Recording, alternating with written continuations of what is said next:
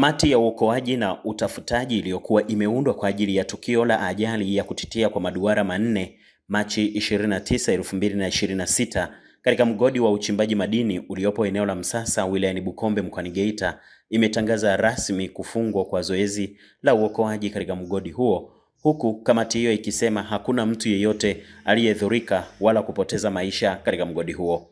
Hatua hiyo inakuja baada ya ajali hiyo kutokea juu ya maduara ya uchimbaji ya dhahabu kutitia, huku baadhi ya watu wakisambaza taarifa za uongo juu ya watu kadhaa kufukiwa na kifusi, huku jeshi la polisi likilazimika kukanusha taarifa hizo ambazo zilikuwa zikileta taharuki kwa wananchi. Taarifa kutokea kwa kaimu kamanda wa jeshi la zimamoto na uokoaji mkoa wa Geita, Kenneth Mwakasitu, zinasema zoezi hilo lilihitimishwa Aprili 10, 2026 baada ya vikosi vya uokoaji kufanikiwa kufikia mwisho wa maduara yote yaliyohusika, na kamati hiyo imeendelea kusisitiza kuwa kufuatia ajali hiyo hakukuwa na madhara yoyote ya kibinadamu. Ni kwamba toka mwanzo wa tukio tarehe 29 tumeshiriki na vitengo vyote kwa pamoja, jeshi la zimamoto, ulinzi na usalama kwa niaba ya polisi, lakini pia uongozi wa madini, mainjinia tumejumuika nao. Kitu ambacho tumekishuhudia ni kwamba zoezi hili lilipanuliwa sana kwa sura ambayo si sahihi. Uokoaji wetu tumeokoa mainjini na baadhi ya majenereta na vifaa vile vya kuchimbia aina ya bambamu.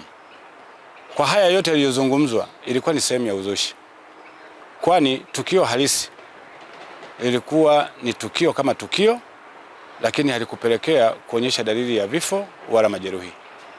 Tumeshiriki mwanzo mpaka mwisho kuhitimisha tamati ya leo. Huo ndio ukweli, na tumehakiki kwa pamoja, idara zote za ukaguzi, mainspekta pamoja na sisi walinzi wa miamba. Ni kwamba katika zoezi hili baadhi ya mambo nimejifunza mawili.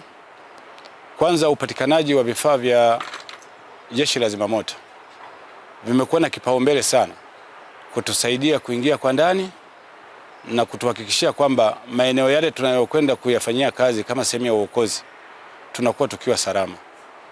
Lakini pia kitu ambacho nimejifunza kwamba watu wasitengeneze hofu panapokuwa pametokea tukio.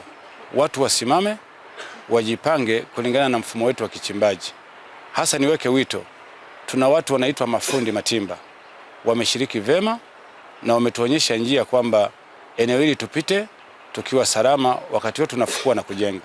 Tumefanya kazi ya uokoaji kwa kushirikiana na sekta zote, na kiukweli Mungu ametutangulia na tumeshiriki wote kwa pamoja mpaka kufikia tamati hiyo tuliyopo. Kwa hiyo hatujapata changamoto juu ya watu wote waliokuwepo hapa, manake tumeshirikiana kwa kikamilifu.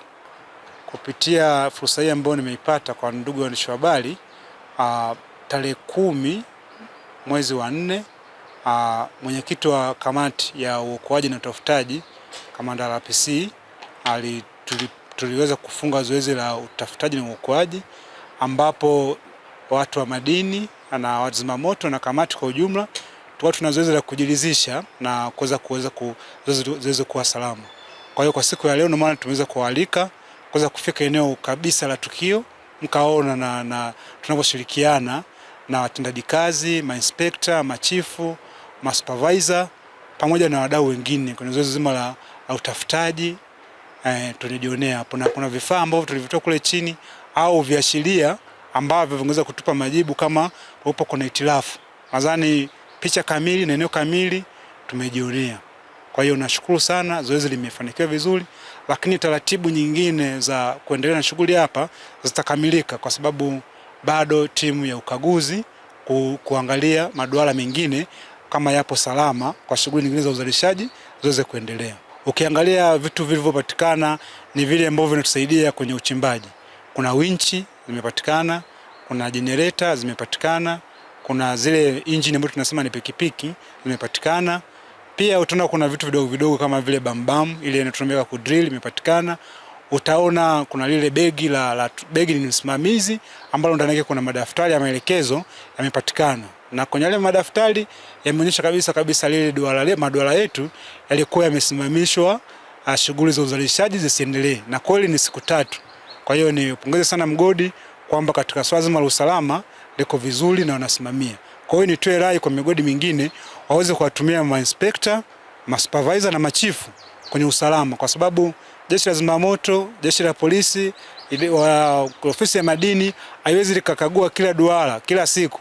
Kwa kupitia hao ambao tumewaamini, tunaomba kufanya kazi kwa bidii na kwa uaminifu. Ili swala limeshaongelea na mwenyekiti wa kamati ambaye ni afande RPC kwamba hakuna madhara kwa binadamu wala hakuna binadamu yoyote aliweza kupata itilafu aina yoyote.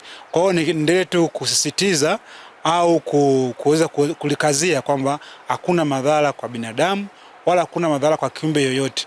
Utaona tulishasema kwenye uokoaji kuna vitu vingi, hata wanyama kuna uokoaji.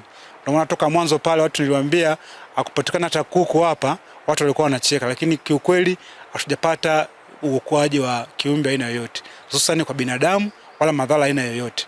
Kwa hiyo taarifa zozote ambazo zinasambaa ni taarifa za kizushi. Taratibu nyingine la ile eneo ambalo limezungushiwa fence zitakuja kutolewa rasmi endapo utaratibu ukaguzi utakamilika na watu wa madini wakishirikiana na jeshi la zimamoto na uokoaji. Kwa hiyo ni watoe hofu tu, taratibu nyingine zitaendelea, lakini tarehe 10 zoezi tulikuwa tumeshakamilisha. Hizi shughuli nyingine tunasema tu ni kujiridhisha na kumaliza kamili, kwamba isije katokea itilafu mtu ametembea akajichoma au kuna vifaa vimekaa sehemu mbaya. Kwa hiyo tunafanya taarifa za kuweza kupanga kila kitu kiende mahala pake.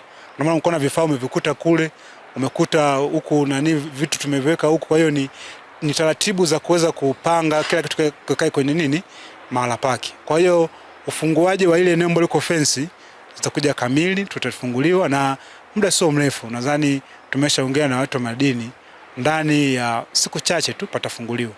Hizi ni ripoti za Ayo TV na Millard Ayo kutokea wilayani Bukombe mkoani Geita.